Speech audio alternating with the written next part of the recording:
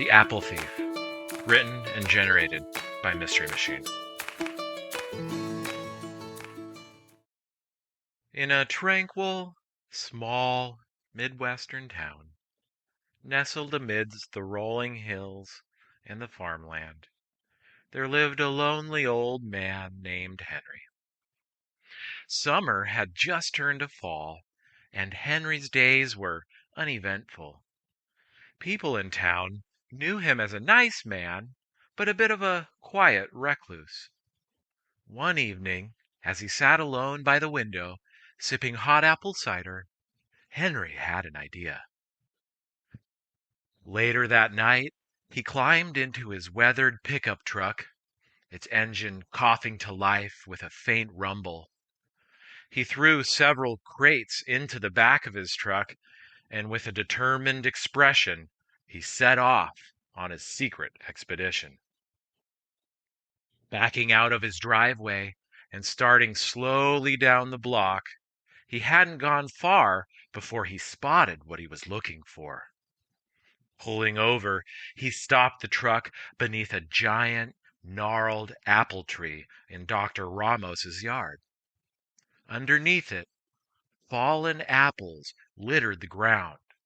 They were beginning to spoil. Dr. Ramos also lived alone and was a busy man.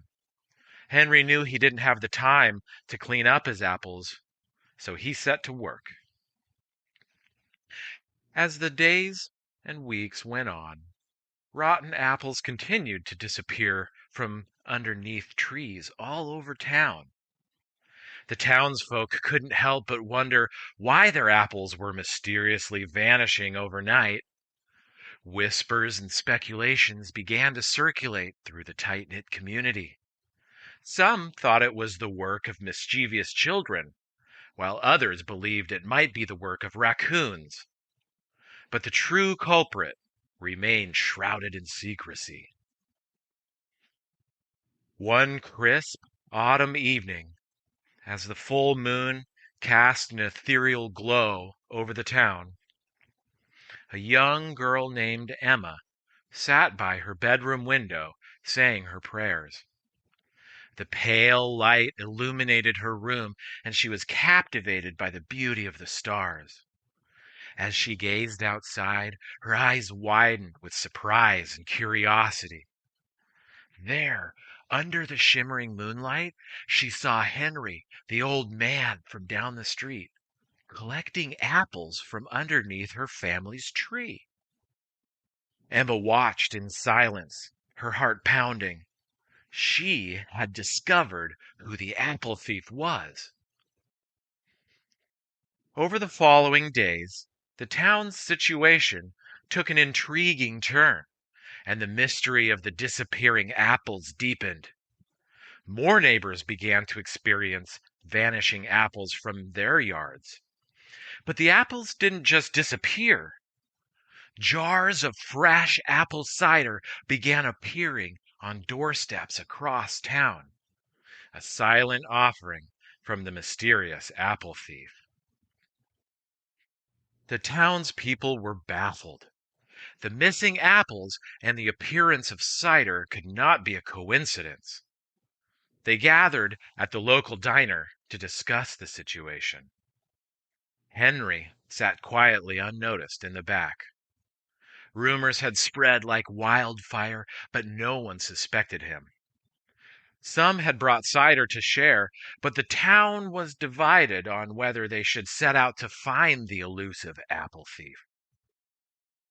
Amidst the debate, Emma raised her hand and stood up. She quietly addressed the crowd. I don't think we should try to catch the apple thief, she said.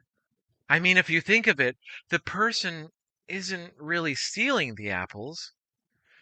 The person only takes the apples that have fallen on the ground. They're kind of cleaning up the town and turning something useless into something sweet that we can all share. Something that brings us together. She held up her glass of apple cider.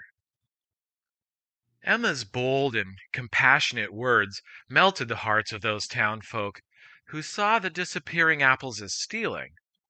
They realized that unity and compassion were more important than uncovering the identity of someone who was doing something good and also wanted to remain anonymous. Together, they decided to embrace the cider deliveries and extend their appreciation to the mysterious benefactor. As days turned into weeks, the town's sense of community deepened. They started leaving thank you notes and small gifts in return for the cider, even though the apple thief still remained anonymous. People began to bond over the shared joy of receiving the homemade cider, and gatherings were organized to enjoy it together. One evening, as the sun painted the sky with hues of orange and pink, the townspeople gathered at a local park for a cider picnic. Emma, now a symbol of unity and empathy, stood at the center of it all.